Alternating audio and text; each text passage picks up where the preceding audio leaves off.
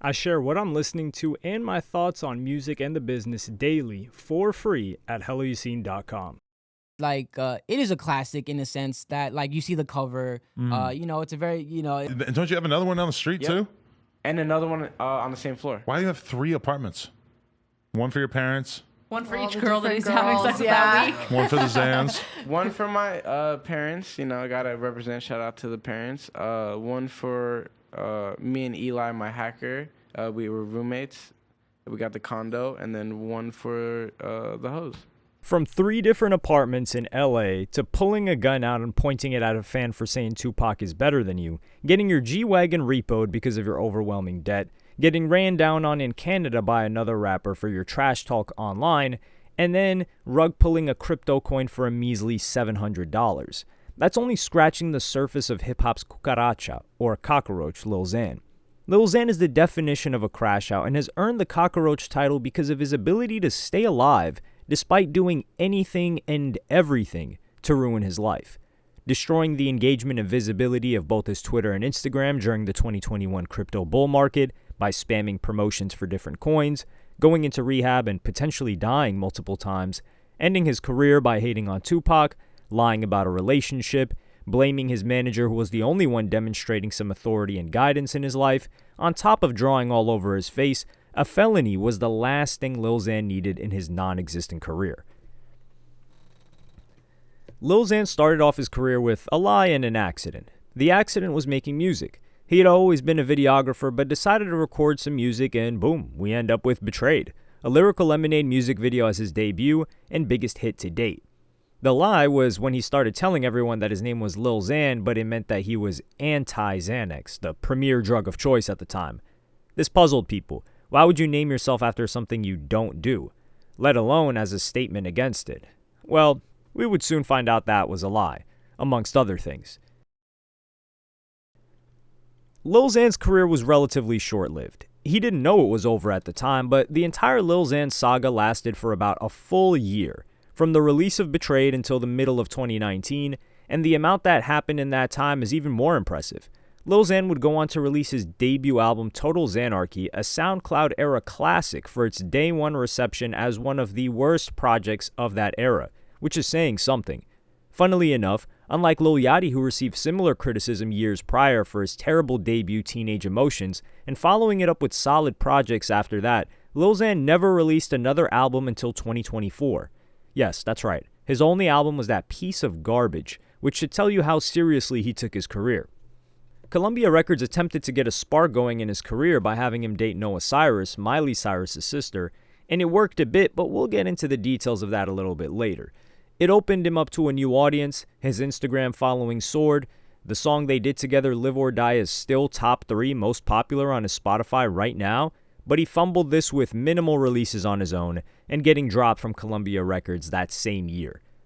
Lil Xan was running on some momentum though. He had the potential to have a really successful independent career if he could make the right moves because his clout was up, and whilst he was hated in hip-hop, a different demographic that was younger and a bit more global loved him for some reason.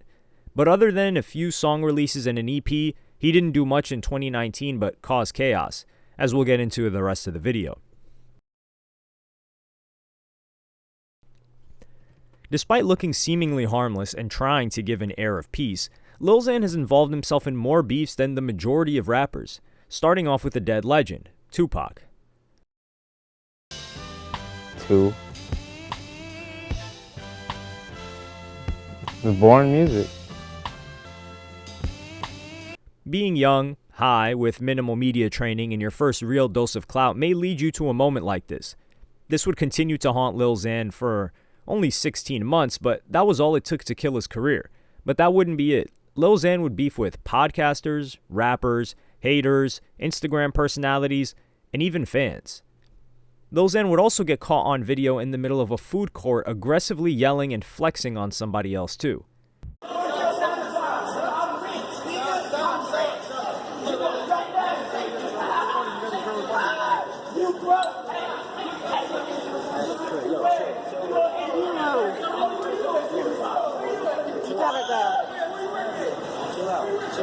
Broke ass bitch. I'm gonna call police if you don't leave me alone. We're not doing nothing. I'm calling the police. Now, I will say that Lil Xan was likely provoked into this. He has never been the person to just start yelling at someone, and we were living in the clout era, which means every kid wanted to get their viral moment by getting a reaction from someone as easy to hate on as Lil Xan. Lil Xan also made sure the guy knew that he was broke, and at the end of it even threatened to call the police. In April of 2018, Chris Webby would diss Lil Xan in a freestyle. Lil Xan looks like a lesbian muppet, but since I'm cutting back on drugs, I'ma only give him half a bar. To which Xan replied on Twitter, but let's be real, Chris Webby fell off a long time ago. This a new wave of rap, buddy. We are the kings now. Webby would reply to Michael Rappaport urging them to battle, but Lil Xan would decline. I agree because I don't battle rap, lol. I just make good musica. I'm not no battle rapper, I'm an artist, and I think you fell off a few years ago. Also, what the F is on your head? Comparing the views on their biggest videos. Lil Xan would also beef with Canadian rapper Killy over the tiniest detail. The outro for the music video for Lil Xan's No Love looks shockingly similar to Killy's outro screen for his breakout song No Romance. Killy would make the comparison calling Lil Xan a waste you on Instagram, and Lil Xan would address him on Adam22's podcast. Also, fuck, what's that rapper's name? Killy. Fuck him. Why? Fuck him. Yeah, kill you a bitch. Whoa, why? Nah, calling me like a waste you. What is it? I don't even speak that language, bro. What? Yeah, I didn't know that bro. happened. Just because, okay, we directed a video called No Love, and at the end, the ending sequence looks over the title because it looks just like his No Romance. So he had to go on to Insta and like project negative energy, calling me like a waste. A waste of space. That's crazy. I didn't know that. Like, bro, you didn't create that title, bro. That's been around for movies forever. So before you, like, you're not that popping, bro. Like, at least get to like, I'm done, Killy. Just don't. I would give more credit to Lil Xan here because considering how barred out and just out of this world he was, I doubt he had any say into what his music videos look like. Killy would address this on IG Live. Cause love my gang, fuck Lil Xanax. Lil Xanax a full-fledged bucket, bro. A fan would tweet out, Killy better than Lil Xan, no cap, stop playing. And Lil Xan unsurprisingly must have been one of those people who searches his name up because he replied, talk to me when Killy got a platinum record, lol. Which, surprisingly, is still accurate 7 years later. Lil Xan kept the full court press going. Yo, Killy, I keep hearing my song on the radio. That is crazy. I hope one day you get to experience that feeling. Killy replied on his Instagram saying, enough talking, let's just bang out. Later that same month, Lil Xan would perform at a show in Toronto, closing it out with more shots. We'll be back here. And guess what? I don't see Killy anywhere the fuck around here.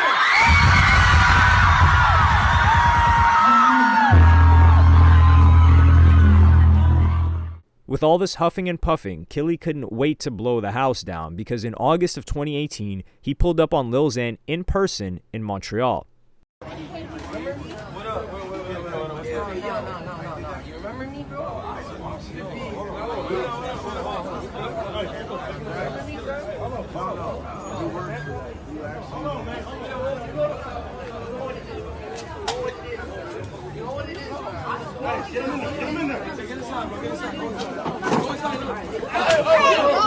Who the fuck hit us?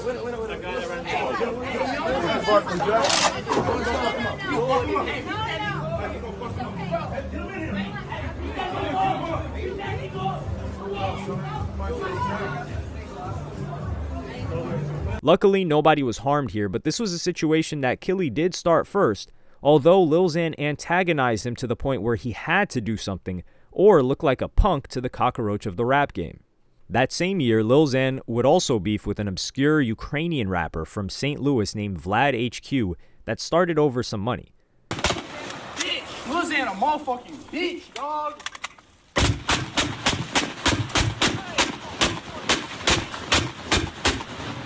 Hey, Lil Xan, I want my smoke tomorrow at the October 10th at the pageant, little bitch. Where the fuck you at? Hey Lil Xan, I want my smoke tomorrow, October 10th at the pageant, you little itch. Where the F you at?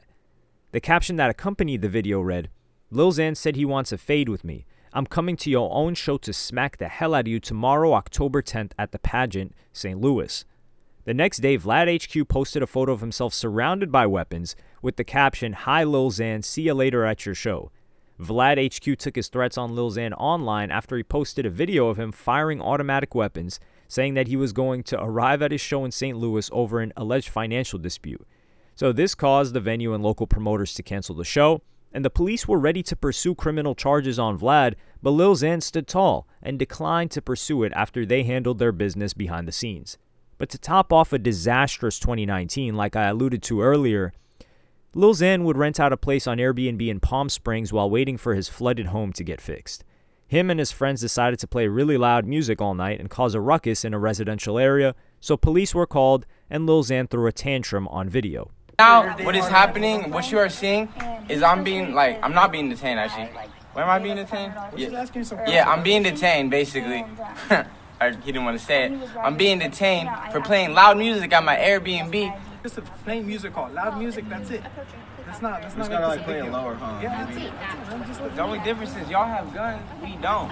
You know what I mean? Like, we don't have guns. Y'all have the thing to kill me, and we don't. Like, you know what I mean? So She said just don't turn the music back on. There was an incident with Supreme Patty, one of the most popular IG influencers at a time when content creators like Boonk were at the top of the game. In March of 2021, years after Supreme Patty and Xan's peak, Lil Xan was performing at the Treehouse Rooftop Lounge in Fort Myers, Florida, when he threw a cup of liquid at Supreme Patty, which instigated a fight between two parties.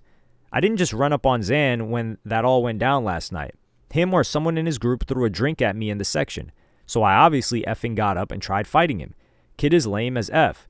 Lil Xan responds, "We both got booked. Bruh, you came to my event and pretended like you got booked for it. Came to my table and tried to drink everyone's bottles." This is a toss-up of who was actually in the wrong, because that is a stunt Supreme Patty would have done, but Lil Xan throwing a cup of liquid at someone is also grounds for violence. A year later, in full crash-out mode, Xan would reveal something that we didn't need to know about his father on IG Live. I just found out my dad is a fucking crackhead. No, stop. I just found out my dad is a fucking crackhead. Yo, stat. Yo, look, they really trying to take me off live right now. The person that forced him off was his manager, the only person who cared about him, Stat Quo, a former rapper who used to roll with Eminem. I would also now like to talk about the fact that I ended up in a little altercation with a rapper on the internet this weekend. Who? Lil Xan. Basically, Lil Xan decided that because he's going through issues with his fucking his former manager, Stat Quo, that he decided that he wanted to basically try to gain some leverage in this whole battle for the G-Wagon that Stat Quo is refusing to turn over to Lil Xan because Lil Xan owes him like 30 grand or whatever. So Stat Quo's not trying to hand it over unless he's got the money in hand. So Lil Xan's pissed off. So what's he do? He decides, I'm going to go on my Instagram story. I'm going to blame my drug addiction on Stat Quo, which is just, it's total bullshit. It's completely disingenuous. So you're saying that you've been addicted to drugs since you were like, 13, 14, whatever, like early in like junior high. And somehow the couple of weeks of your life in which you were on tour, you're saying that your manager helped you to get drugs. So you were able to get drugs every other week, every other year of your entire life before he was managing you and after he was managing you.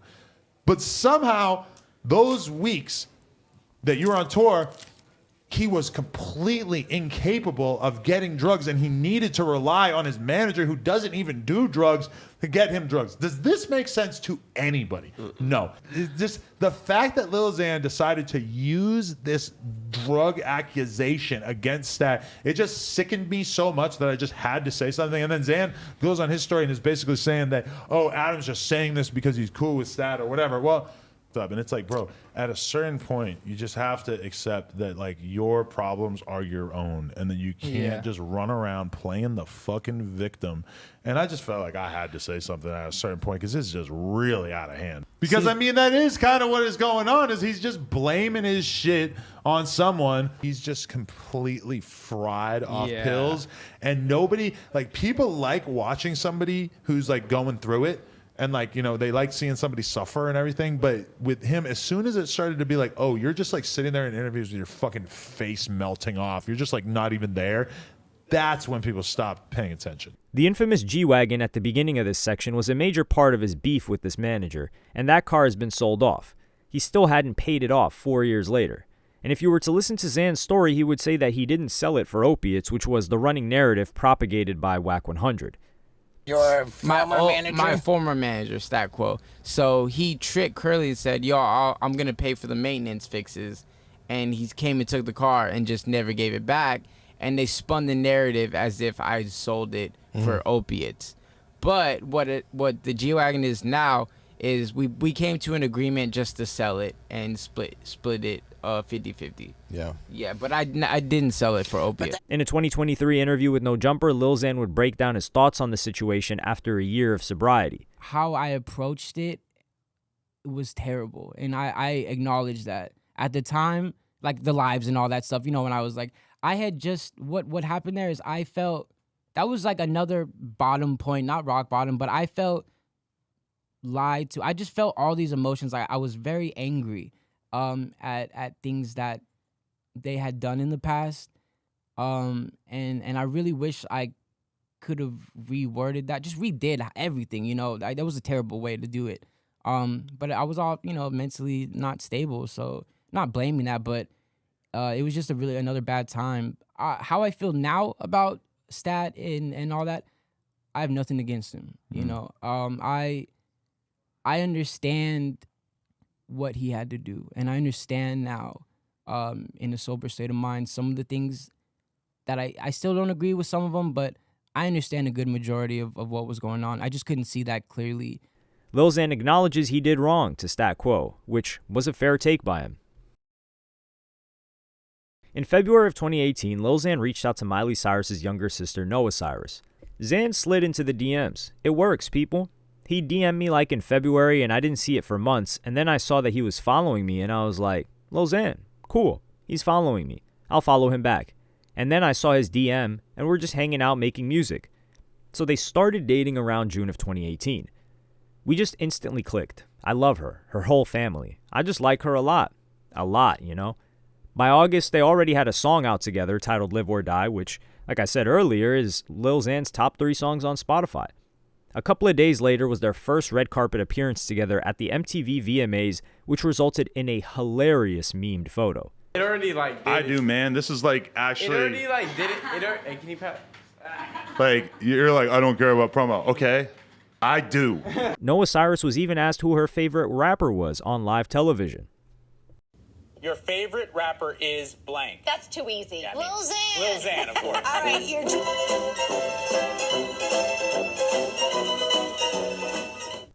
Lil Xan would crash out on his own relationship soon after Noah Cyrus posted a photo with an artist she was collaborating with. He would go to IG saying, I feel like I'm probably being cheated on. Then, on his story, Yo, it just hurts like so fucking bad. Like you just like, you think you know somebody and then you just get used. Like I'm like literally my whole life is just being used. Like that shit's fucking. Lil Xan announces that the music video for their song won't come out. Yo, the Live or Die video is not gonna be coming out at this point because I've been informed, like, you know when you like a girl and shit and whatnot?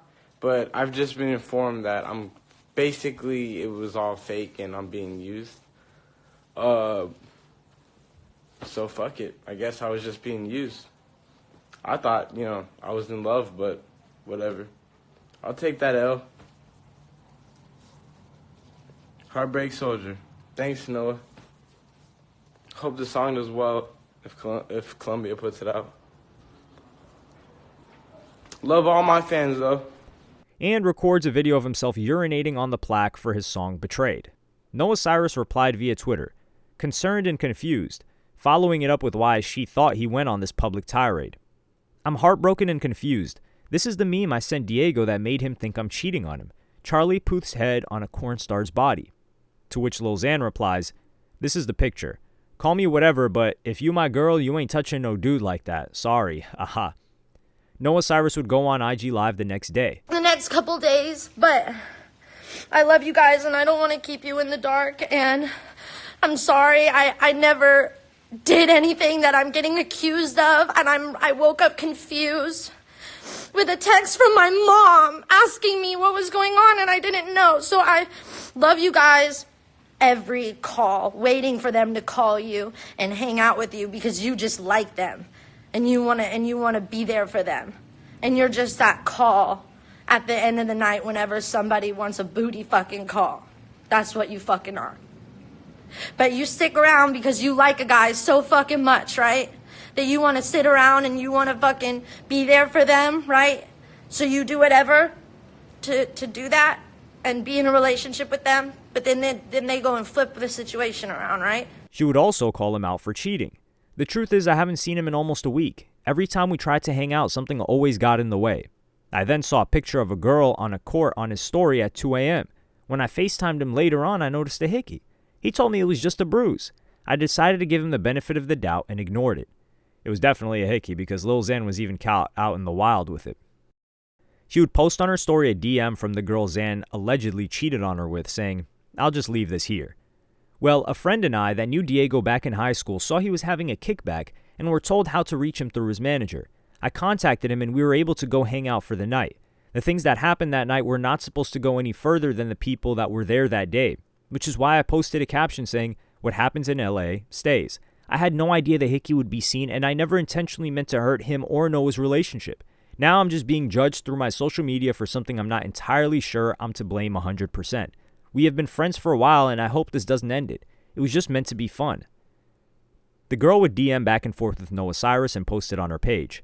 I've known him. He's just been Diego. I have no idea how to apologize or express how badly I feel, and I hope you are okay and can find it in you to move on and stay positive regardless of what anyone else says about this. I admit I should have come to you sooner. I'm sorry.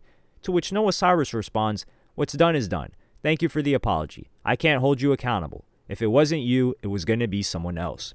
Lil Xan would sidestep the cheating rumors to go on IG Live to say that the relationship was fake and manufactured by Columbia Records. Her name. And it's nothing but love. Like, I love her family. It just hit me out the blue that I was just being like this is like manipulated. So that's why I'm canceling the song. And I'm glad I got 17,000 people in there. Come on, let's get 18. We got 18,000 people in here. I'm speaking the fucking truth. But you know what? Everybody's going to try and believe the girl. Wonder why? Because she's a girl. Yo, I got the messages. I'm about to post them up right now. Don't even trip. I have nothing against the Cyrus family at all. But they want to act petty and lie and all this bullshit. You really think I'd break up over a Charlie Puth meme? Yo, don't send me a picture of a dick, Noah. Like, that's like, please, I don't want to see it, a dick. That's why I said, what the fuck? I didn't break up with you over that shit. Like, so if that's what you're saying, like, holy shit, that is hilarious. Like, fuck, yo. Like, I had no issue. I thought we were, like, actually dating, but I guess not. Shout out to Columbia Records, too, for setting up that fake relationship. I didn't want to do it, to be completely honest. Like, I didn't want to do it. Like, Noah is very attractive. She's very attractive. Noah is very attractive. I just didn't want to do it because it was just added work to my schedule. You know what I mean? And that's the truth. That is the truth. So don't believe all this fake shit that's about to come out, because there's going to be a lot of fake shit, because people love to hate me. I don't know why either, because I'm like the most positive fucking like person, and I'm finally getting my head straight, but like it's like the world is testing me so fucking much. If you could just have like a 5-minute combo with me, you'd either love me or hate me. It's 50-50. You either love me or hate me. There's no in between. There's no, I kind of like Lil Xan. It's either fuck Lil Xan, or I love Lil Xan. So, and I just been seeing these pictures, and they made me laugh, because it's like, really? Like, I'm that, like, no, I'm sorry. No, just stop lying. Just let it go. Just let it go. Let it go. Lil Xan did not ruin your big career. You will still strive. You will still, strive. Just like we all are, We're all doing good. God is good. Peace out. I love all my fans. Noah Cyrus did not like the narrative going around and responded again. If it was fake, why would I be asking you to come over to hang out? Why would you be saying good morning, baby? And why would my name be Noe Hard Eyes in your phone? In what world can I not ask my boyfriend to promote the song we have together? Noah Cyrus would reply to Lil Xan one last time via her IG story. Diego, please find it in your heart to end this peacefully and not on social media. We could have done this in person or over the phone. I don't understand why you keep doing this and what changed so drastically in 24 hours. I don't know how this all changed and why you're going publicizing all of this. Let's please end this already. It's enough. If you still have an issue that's not resolved, then call me so we can stop this insanity. A couple of days later, Lil Xan gets on No Jumper and doubles down on the fake relationship statement. Basically, it's like, hey, pretend to date this hot, nice, cool girl that you probably would want to spend time with or date anyway. Yeah. And it's going to help your career. It's kind of like, oh, it's fake. But then at the same time, it's like, oh, It's like, why not? Makes a lot of sense. Makes a lot of sense. And it did make a lot of sense. And you know what? I was almost coming to terms with just, doing the fake shit. Because she was all down for the fake shit. She's like, we really don't have to do this. You know what I mean? But like... About 10 days later, the music video for Live or Die would leak on YouTube. It's my belief that it was Lil Xan who put it out there. 2 days after that, in an interview, Noah Cyrus was asked about the craziest rumor about her. Nothing really too crazy, besides that my relationship with Lil Xan was set up by Columbia, which of course was a rumor. Noah Cyrus has been adamant that their relationship was real ever since then, even laughing at the notion that she would need Lil Xan for popularity when her father and older sister are more famous and more successful musicians than Lil Xan ever was.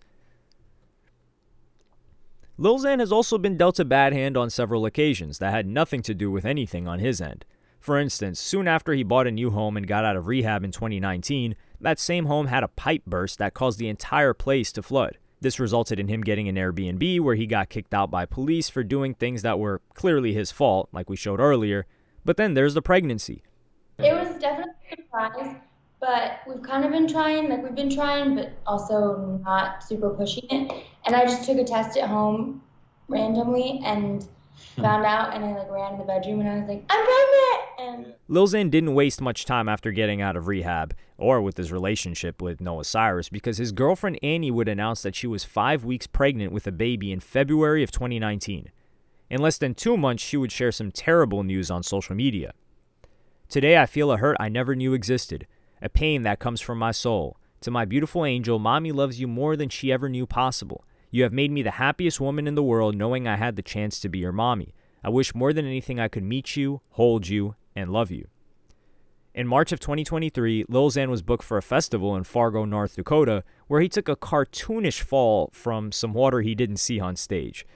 All in good fun. I want to show y'all what mental illness really fucking looks like. Y'all want to see what that looks like?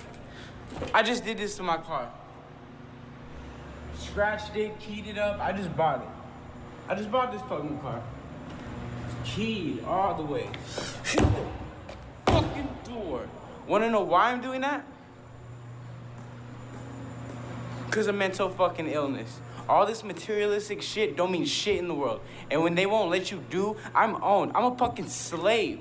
I'm a slave to my management. I'm a slave to everybody. I don't get control of my license. I don't get control of my bank account. I don't get control of shit. I can't even drive that fucking car.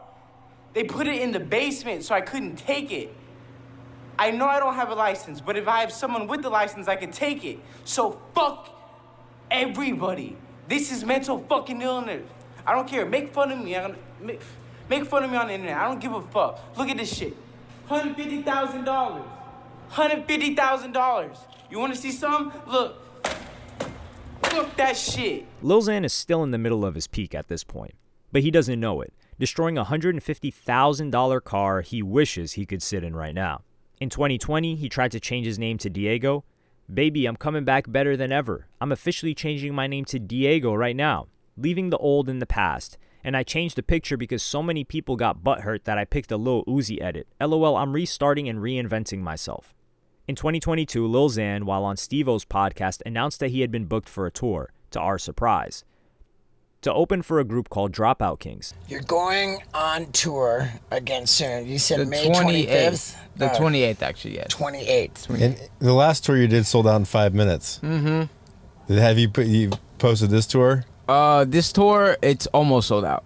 Almost sold out. We're doing that tour was a bigger tour, like 1,000, 1,200 people. We're doing more because this is the first tour since the pandemic. We're doing like 300 capacity shows, and they're almost all sold out at this moment. Yeah, so I'm very blessed to still have the fandom because I took a lot of time off social media and away from the fans to focus on my sobriety. The Dropout Kings put out a statement in June of 2022 claiming that Lil Xan had left them in the middle of tour, didn't even show up for his set, and they referred to him as a total piece of ish, renaming their tour the F Lil Xan Tour. Lil Xan would reply with the following on his IG story. I dropped off the tour because your management and booking agents were taking advantage of me. Your team dropped the ball. Your team did not have any accommodations or travel or anything a tour should.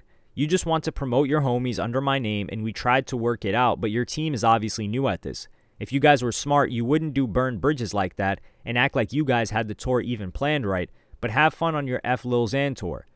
He put up a post with the caption, shout out Dropout Kings AZ, have a great F Lil Xan tour. I know you guys are new to this, and I'm pretty sure you should talk with your booking agent Ashley on how bad she effed up the tour for me and my team.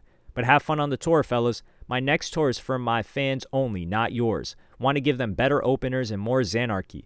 On top of that, I just got out of rehab 2 to 3 months ago and want to stay focused on my sobriety, and a tour might damage that.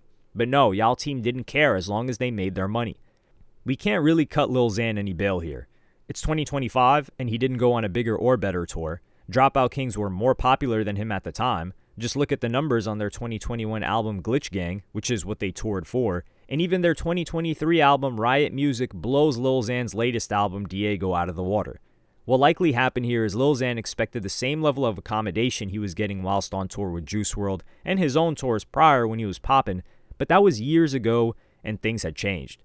He was now touring as a brand new artist just trying to make it, and the conditions were going to reflect that, which that band didn't have an issue with. Lil Xan has quite a storied history in cryptocurrency. Many rappers shilled NFTs or coins in the 2021 cycle, but Xan was among the most shameless, shilling anything and everything, even rug pulling a coin for a measly $700 profit. In September of 2024, Lil Xan would return to crypto again. He posted a coin address for Xan on Twitter with the caption, "Let the gambling begin," rocket emoji. And within minutes, he sold his coins for a measly $700 before it even hit the $25,000 market cap to get off of Pump Fun. That only scratches the surface. In a reply to Lil Xan's promotional tweet, Zach XBT, investigator of fraud in the crypto scene, would reply with the following. Lil Xan, we have not forgotten about the endless number of crypto scams you've promoted over the years. Looking further into it, Lil Xan had posted a promotion back in 2021 for an NFT project called the Baller Ape Club, which was nothing more than one of hundreds, if not thousands, of spin-offs of Basie, Bored Ape Yacht Club. The Baller Ape Club are making an absolutely insane collection and about to take off. Love their story and community. Good vibes all around, heart emoji, go show some support, and stay balling. The founder of BAC was charged for wire fraud and international money laundering by the U.S. Department of Justice after it turned out to be a $2.6 million scam. I'm betting that Dinger will be the next Dogecoin. They've already done a 50x since launch and are giving away $18,000. Do your own research. Join Telegram for more info. This was the chart for Baby Dinger. He also promoted Crazy Lemur Club, an NFT collection that the launch team rugged for $320,000, with the founder being outed as someone behind over $5 million of phishing scams. Safe Moon AVAX was another. A huge opportunity I found. This thing is going to be the next big thing in crypto. No cap. The team is verified and legit, and the best is yet to come. They're coming out with a premier launch pad. Hop on the Safe Moon AVAX train before this blows up. These were just two coins mashed together for the name. Needless to say, it didn't blow up, as you can see by the chart here. This is Lil Xan's namesake. Lil Xan has officially been to rehab 3 separate times, but has lied about being sober or never doing drugs more times than I can count. In November of 2018, Lil Xan announced he would be checking into a rehab facility after he had canceled 5 upcoming shows. The reason being struggles with addiction and the impact of Mac Miller's death.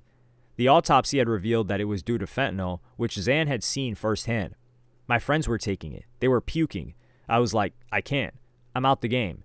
I relapsed, and that's common. Any other addict would understand that it just happens. In December of 2018, Lil Xan's girlfriend Annie would post to Xan's Instagram account. Diego was just admitted into his first treatment.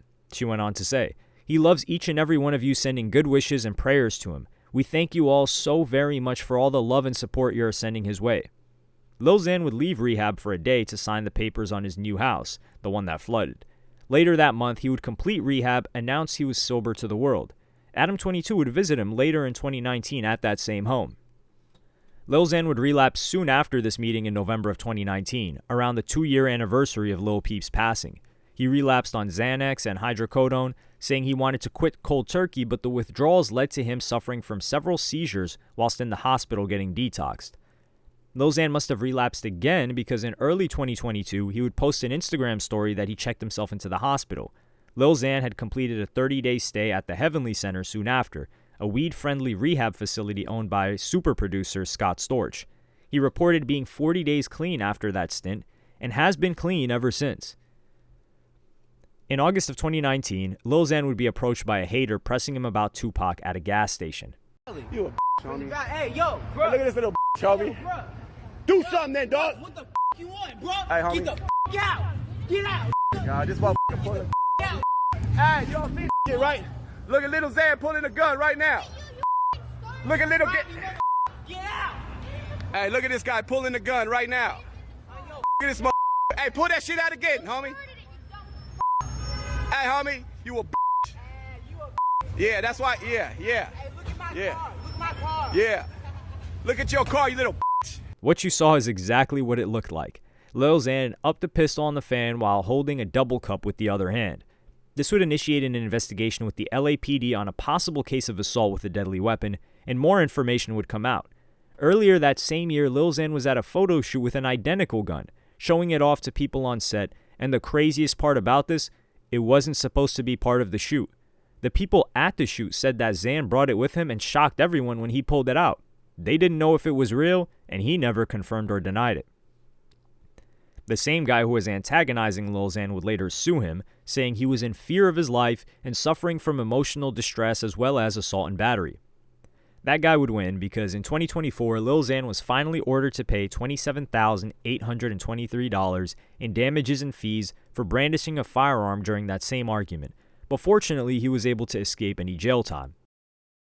In November of 2024, at the Royal Boston nightclub in Massachusetts, Lil Xan would viciously attack a concert goer while he was on stage.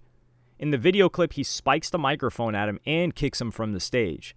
Looking at the video, you might guess that the attendee was antagonizing Lil Xan while on stage, which is a difficult situation to be in as an artist, but unable to control his temper, Lil Xan let off, and immediately after, Lil Xan gets carried off stage, and several seconds later, it looks like he got body slammed by security. In response to the incident, and to our surprise, the fan wasn't even trash-talking him. To people thinking I did what I did unprompted, y'all need to chill. Buddy kept reaching for my D. I gave him multiple warnings to stop, but he did not and kept trying to touch me. Am I proud of how I acted or handled the situation? Hell no. I feel terrible about it. I'm a human just like you, and I'll be doing heavy reflecting after this. He also admitted to the same publication that he was avoiding police, and it makes sense because in February of 2025, after signing a new record deal, he would soon after be arrested and charged with 2 felonies for that same incident. On February 5th, 2025, Lil Xan announced that he had signed a new record deal to Third Eye Records in partnership with UMG and was also celebrating 3 years of sobriety. This new record label is a bit odd because Lil Xan is ironically the most recognizable name on here with the most monthly listeners despite being one of the biggest musical failures of the SoundCloud generation. This happy moment wouldn't last long because soon after, he was arrested and charged with those 2 counts of felony assault and battery for the same incident at the club in November. Will Lil Xan get off with a fine this time, or will he actually have to sit in jail? Get 1,000+ deleted videos and exclusive content at patreon.com/helloyassine.